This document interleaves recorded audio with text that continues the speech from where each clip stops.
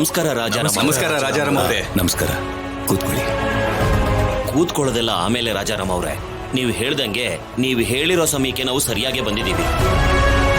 ನೀವು ನಿಮ್ಮ ಮಾತನಂತೆ ಆ ದುಡ್ಡನ್ನ ನಮ್ಮ ಕೈ ಕೊಟ್ರೆ ನಾವಿಲ್ಲಿಂದ ಹೊರಡ್ತೀವಿ. ನಿಮ್ ದುಡ್ಡನ್ನು ತಗೊಂಡ್ ಬರೋದಕ್ಕೆ ನನ್ನ ತಮ್ಮ ಹೋಗಿದ್ದಾನೆ, ಇನ್ನೇನ್ ಬರ್ತಿರ್ತಾನವನು. ನೀವು ಕೂತ್ಕೊಳ್ಳಿ. ನಮ್ ಕೆಲ್ಸದ ಮೇಲೆ ಹೋಗಿದ್ದಾರೆ ಅಂತಿದಾರಲ್ಲ, ಸ್ವಲ್ಪ ಹೊತ್ತು ಕುತ್ಕೊಳ್ಳೋಣ. ಕುತ್ಕೊಳ್ಳಿ.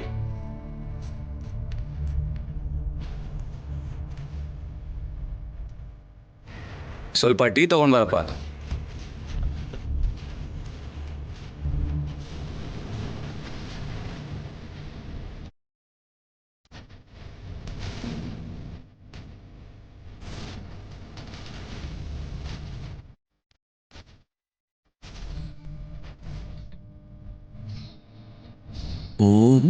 ಏನಿವನು ಹೀಗೆ ತಂದಿಲ್ಲ.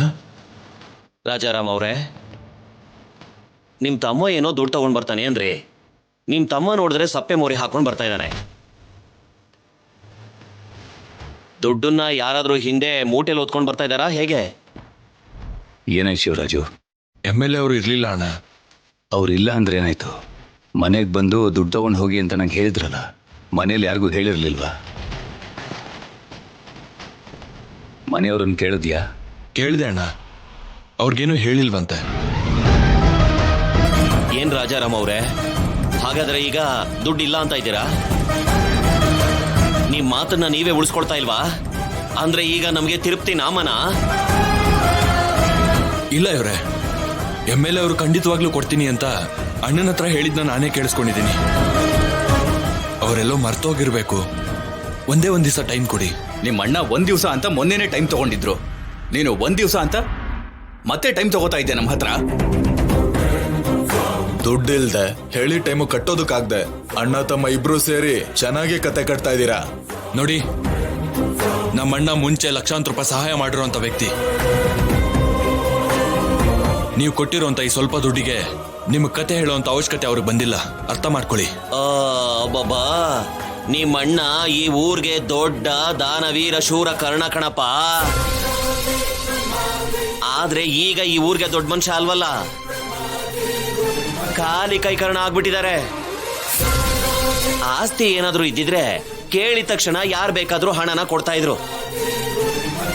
ಎಲ್ಲ ಹೊರಟೋದ್ಮೇಲೆ ಇಲ್ಲಿ ನೋಡು, ಇದೇ ತರ ಕೊಡ್ತೀನಿ ಅಂತ ಕೈ ಕೊಡ್ತಾರೆ. ನೋಡಿ, ಇದೆಲ್ಲ ನಮಗೆ ಅನವಶ್ಯಕ. ಕೊಡ್ತೀರಾ ಇಲ್ವಾ?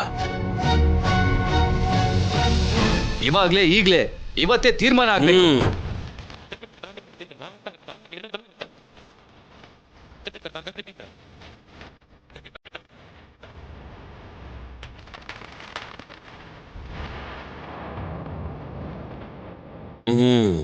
ಗಟ್ಟಿಯಾಗಿ ಕೇಳಿದ್ರೇನೆ ದುಡ್ಡು ಬರೋದು, ಇಲ್ಲಾಂದ್ರೆ ಬರಲ್ಲ.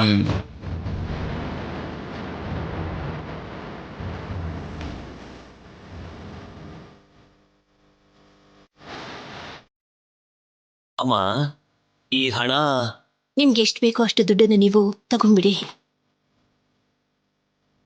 ನಿನ್ನನ್ನು ಯಾರು ಕೇಳಿದ್ದು? ನೀನ್ ಯಾಕೆ ತಂದೆ? ನೀವು ಕೇಳದೆ ಹೋದ್ರೂ ಕೊಡಬೇಕಾದಂಥ ಧರ್ಮ ನಿಮ್ಮ ಹೆಂಡತಿಯಾಗಿ ನಂದಲ್ವಾ ರೀ? ನಿನ್ನ ಅವಶ್ಯಕತೆ ನಮಗಿಲ್ಲ, ಈ ದುಡ್ಡೆಲ್ಲ ಬೇಕಾಗಿಲ್ಲ, ಎತ್ಕೊಂಡು ಹೋಗು. ಇದು ನನ್ನ ದುಡ್ಡು ಹೇಗ್ರಿ ಆಗುತ್ತೆ? ಇದು ನೀವು ಸಂಪಾದನೆ ಮಾಡಿದ್ದು, ಬೇವ್ರ ಸುರಿಸಿ ಸಂಪಾದಿಸಿದ್ದು. ಅದಿರ್ಬೋದು, ಆದ್ರೆ ಆ ಆಸ್ತಿ, ಆ ಮನೆ, ಆ ದುಡ್ಡು ನಂದಲ್ಲ ಅಂತ ನಾನು ಬಿಟ್ಟು ಬಂದಿರೋವಾಗ ಮತ್ತೆ ಅದನ್ನು ತಗೊಳ್ಳೋದು ನನಗಿಷ್ಟ ಇಲ್ಲ. ನಿಮಗಿಷ್ಟ ಇಲ್ಲದೆ ಹೋದ್ರು ನಿಮ್ಮ ಕಷ್ಟ ಸುಖಗಳನ್ನೆಲ್ಲ ಅರ್ಥ ಮಾಡ್ಕೊಂಡು ನಡೆಯೋ ಧರ್ಮ ಹೆಂಡತಿಯಾಗಿ ನನಗೆ ಸೇರಿದ್ದು ರೀ. ನೀವು ನನ್ನ ಜೊತೆ ಮಾತಾಡದೆ ಹೋದ್ರೂ ಕೂಡ ನಿಮ್ಮ ಗೌರವಕ್ಕೆ ಯಾವತ್ತೂ ಭಂಗ ಬರ್ದಿರೋ ಹಾಗೆ ನೋಡ್ಕೊಳ್ಬೇಕಾದ ಕರ್ತವ್ಯ ಆ ಮನೆ ಸೊಸೆಯಾದ ನಂದೇ ಅಲ್ವೇನ್ರಿ? ನೀವು ತಗೊಳ್ಳಿ. ತಗೊಳ್ಳಿ. ನಿಂತ್ಕೊಳ್ಳಿ. ಆ ದುಡ್ಡಿಗೂ ನನಗೂ ಯಾವ ಸಂಬಂಧನೂ ಇಲ್ಲ. ಆ ದುಡ್ಡನ್ನ ಮುಟ್ಬೇಡಿ ನೀವು. ಮತ್ತೇನು, ಈ ಹಣ ಬಿಟ್ಟು ನಿಮ್ ಹತ್ರ ಒಂದೇ ಒಂದು ಪೈಸಾ ಆದ್ರೂ ಇದೆಯಾ? ನನಗೊಂದು ದಿನ ಟೈಮ್ ಕೊಡಿ. ನನ್ನ ತಲೆನ ಒತ್ತೆ ಇಟ್ಟಾದ್ರೂ ಸರಿ, ನಿಮ್ ದುಡ್ಡನ್ನ ಕೊಡ್ತೀನಿ. ನಿಮ್ ತಲೆನ ಯಾರು ತಗೋತಾರೆ ರಾಜಾರಾಮ್ ಅವ್ರೆ? ಅಷ್ಟಕ್ಕೂ ನಿಮ್ ಹತ್ರ ಏನಿದೆ? ಏನು ಇಲ್ಲದೆ ಇದ್ದಾಗ ಈ ತರ ಯಾರಾದ್ರೂ ಬಂದು ದುಡ್ಡು ಕೊಟ್ರೆ ಏನು ಮಾತಾಡದೆ ಬಾಯಿ ಮುಚ್ಕೊಂಡು ಇರ್ಬೇಕೆ ಹೊರತು ಈ ತರ ಎಲ್ಲ ಲೆವೆಲ್ ಮೇಂಟೈನ್ ಮಾಡಬಾರ್ದು ಸ್ವಾಮಿ. ಸಾಕ್ ನಿಲ್ಸಿ. ನಾರಿಗೆ ಮೇಲೆ ಹಿಡ್ತಾ ಇರ್ಲಿ. ಅವ್ರ ಜೊತೆ ಮಾತಾಡೋ ಯೋಗ್ಯತೆ ನಿಮ್ಗೆ ಯಾರಿಗೂ ಇಲ್ಲ. ಅವ್ರ ಹತ್ರ ಏನು ಇಲ್ಲ ಅಂತ ಯಾರು ಹೇಳಿದ್ರು ನಿಮ್ಗೆ? ಎಲ್ರ ಮನೇಲೂ ಇದ್ದಾಗೆ ನಮ್ಮನೇಲೂ ಕೂಡ ಒಂದು ಚಿಕ್ಕ ಚಿಕ್ಕ ಸಮಸ್ಯೆಗಳು ಇರುತ್ತೆ.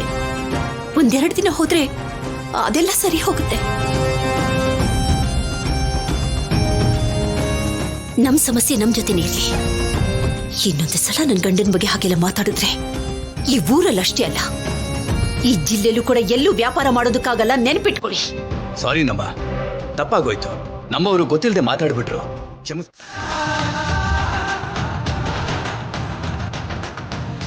ಅರ್ಥ ಮಾಡ್ಕೊಳ್ಳಿ ಅಪ್ಪ. ನನಗೋಸ್ಕರ ನೀವು ನಿಮ್ಮ ಜಗಳಗಳನ್ನ ದೂರದಲ್ಲಿಟ್ರೆ ಒಳ್ಳೇದು. ನನಗೋಸ್ಕರ ಒಟ್ಟಿಗೆ ಬನ್ನಿ.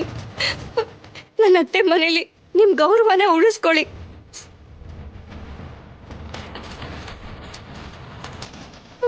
ಪ್ಲೀಸ್ ಅಪ್ಪ.